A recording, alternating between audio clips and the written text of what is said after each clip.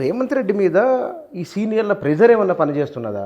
నేను అనుకోవడము సీనియర్ల ప్రెషరు రేవంత్ రెడ్డి మీద లేదని నేను అనుకుంటున్నాను. సీనియర్లు అనేవాళ్ళు కేవలము వాళ్ళు కూడా వాళ్ళ కుటుంబ ప్రయోజనాల కోసం ఆలోచిస్తున్నారు తప్ప ఏదో కాంగ్రెస్ పార్టీని రేవంత్ రెడ్డిని కంటిన్యూ చేయాలి, కాంగ్రెస్ పార్టీని నిలబెట్టాలనే ఆలోచన ఏ సీనియర్కు లేదు. అది ఎవరైనా కావచ్చు, అది ఖమ్మం సీనియర్లు అయినా సరే, నల్గొండ సీనియర్లు అయినా సరే.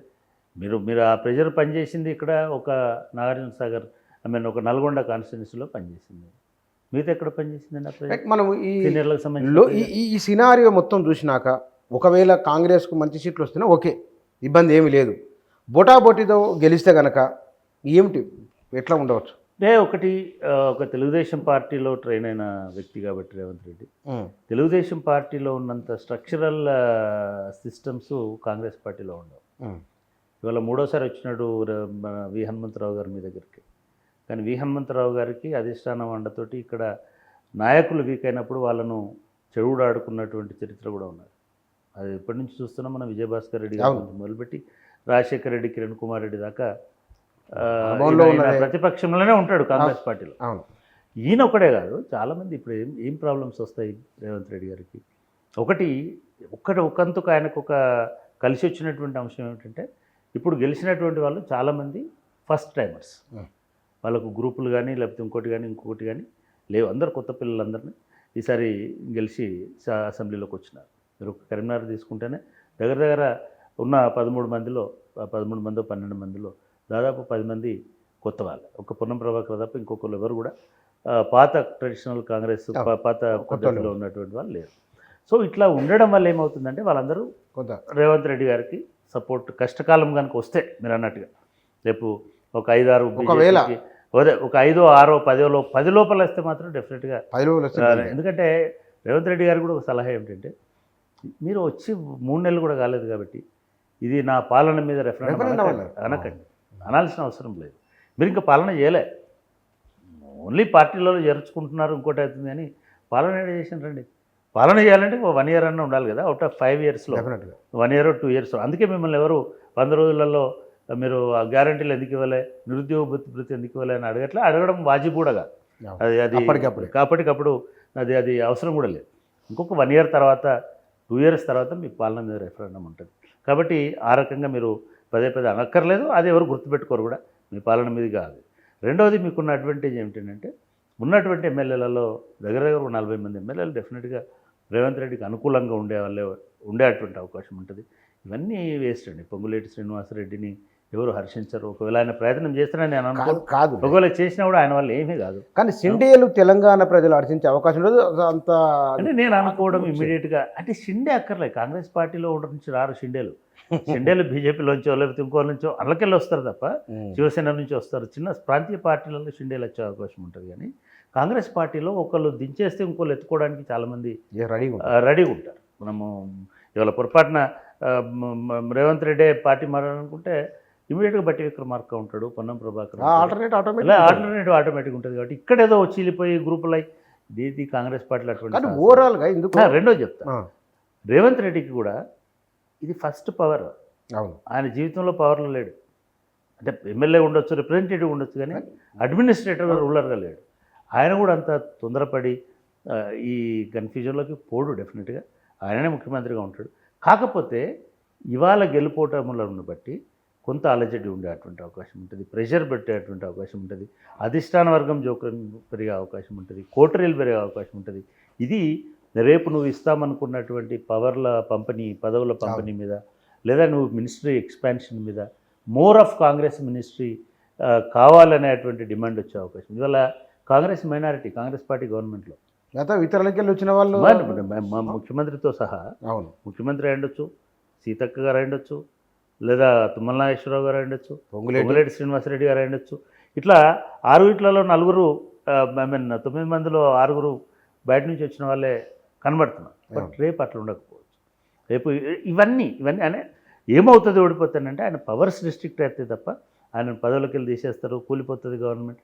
ఇదంతా ఎప్పుడు కూలిపోతుంది అంటే, కేంద్రంలో కూడా కాంగ్రెస్ పార్టీ అధికారంలోకి రాలేదనుకోండి, బీజేపీ ఇంకా ఎక్కువ పవర్ఫుల్గా వచ్చిందనుకోండి, బీజేపీ మాత్రం ఖచ్చితంగా ఈసారి ఎన్నికలలో ఇక్కడ మంచి ఫలితాలు వస్తాయి. నెంబర్ 1 తెలంగాణ పొరపాటున ఇప్పుడున్నటువంటి అంచనాలను బట్టి అయితే వాళ్ళు చెప్పినట్టు 300 రావు. నిన్న రాహుల్ గాంధీ కూడా 400 రావు అంటున్నారు. 400 కాదు, 300 రావు బీజేపీ. ఒకవేళ 300 వచ్చినా రాకపోయినా రాష్ట్రాలలో స్థిరమైనటువంటి కాంగ్రెస్ ప్రభుత్వాలు ఉండకూడదు అనేది బీజేపీ పాలసీ. అట్లా మనం 13 ప్రభుత్వాలని వాళ్ళ ఎక్స్పీరియన్స్ బట్టి రేపు కర్ణాటక ప్రభుత్వం మీద కూడా చాలా రకాలైనటువంటి వార్తలు వస్తున్నాయి. ఒకవేళ 250 మోడీకి వస్తే అనుకుందాం ఫర్ ఎగ్జాంపుల్, అటువంటి పరిస్థితులలో మళ్ళీ కాంగ్రెస్ పార్టీ బలపడడానికి లేదా థర్డ్ ఫ్రంట్ బలపడడానికి అవకాశం ఉంటుంది.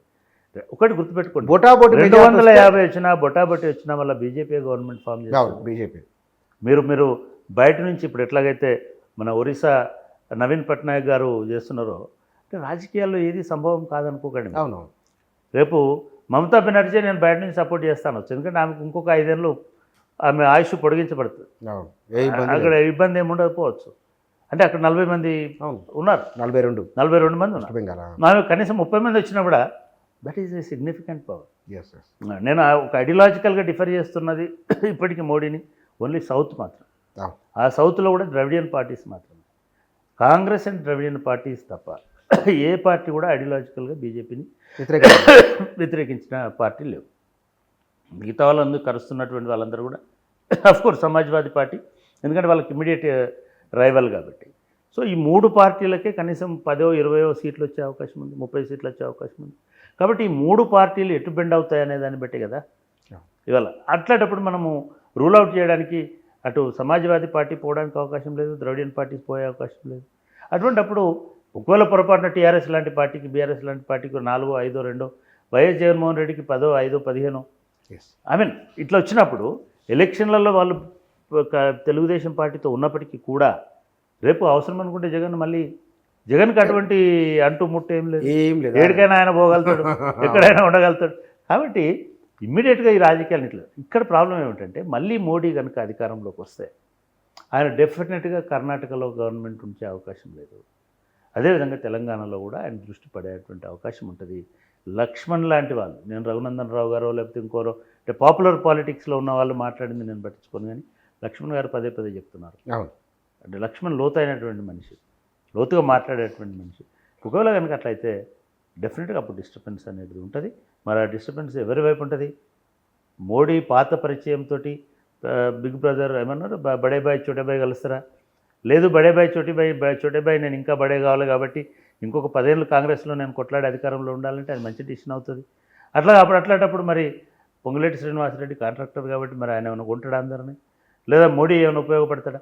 ఇవన్నీ కూడా చాలా విచిత్రమైన, చాలా చాలా ఆసక్తికరమైన లోక్సభ ఎన్నికల తర్వాత ఈ రాజకీయాలు. కానీ మనం ఇంతకుముందు పూర్వం ఇంటర్వ్యూలో అనుకున్నాం, మొత్తం ఈ 17 లోక్సభ నియోజకవర్గాల పరిధిలో ఇవాళ 4 మాట్లాడుకున్నాం.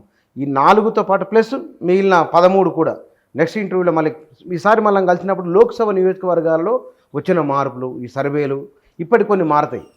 కాంగ్రెస్ అభ్యర్థులు కూడా కొన్ని మార్పులు ఏమైనా జరుగుతాయో ఏమో తెలియదు, ఇంకా పూర్తి కాలేదు. బుచ్చన్న అంటున్నావు కాబట్టి కాంగ్రెస్ తన అభ్యర్థులని కనీసం 3-4 చోట్ల మార్చుకోకపోతే, అంటే ఎప్పుడైనా సరే పార్లమెంటుకు వెళ్ళే అభ్యర్థులకు కొంత మెచ్యూరిటీ ఉన్నటువంటి వాళ్ళని, కొంచెం భాష పరిజ్ఞానం, ఇవాళనే వస్తూ వాళ్ళ బయోడేటాలు చూసిన కొంతమంది, సరే 10వ తరగతి చదివిన వాళ్ళు పోవద్దని ఏం లేదు, కానీ వాళ్ళు పార్లమెంట్లో ఒక నోరు తెరిచి మాట్లాడగలిగే, అంటే కనీసం సమితి ప్రెసిడెంటో మండలి ప్రెసిడెంటో లేదా చట్టసభలలో ఉండేటువంటి ఇట్లాంటిది కాకుండా పోరాళ్ళని తీసుకొచ్చి పెడుతున్నారు. ఇది కాంగ్రెస్ పార్టీలోనే జరుగుతుంది, మిగతా చోట్ల లేదు, అది గమనించండి. అవునవును, రాజ్యసభ ఎందుకో మరి వాళ్ళు చాలా బీజేపీ వాళ్ళు చాలా తెలివిగా, వాడు ఏ పార్టీ వాడైనా సరే వీళ్ళ కండువా కప్పి తీసుకుపోయినారు. వాళ్ళందరూ మీరు ఒక ఎవరినైనా తీసుకోండి, శానంపూడి సైదిరెడ్డికి ఆడ ఎవడు కోఆపరేట్ చేస్తలేరు అన్నప్పటికీ కూడా, బట్ శానంపూడి సైదిరెడ్డి ఒక స్మార్ట్ లీడర్, మాట్లాడగలుగుతాడు, చెప్పగలుగుతాడు, ఇంగ్లీష్లో చెప్పగలుగుతాడు, హిందీలో ఏదో ఒకటి ఉంటుంది కదా. ఏది లేకపోయినా సరే తెలుగులో చెప్పడం తప్పేం కాదు, తెలుగులోనే చెప్పగలగాలి.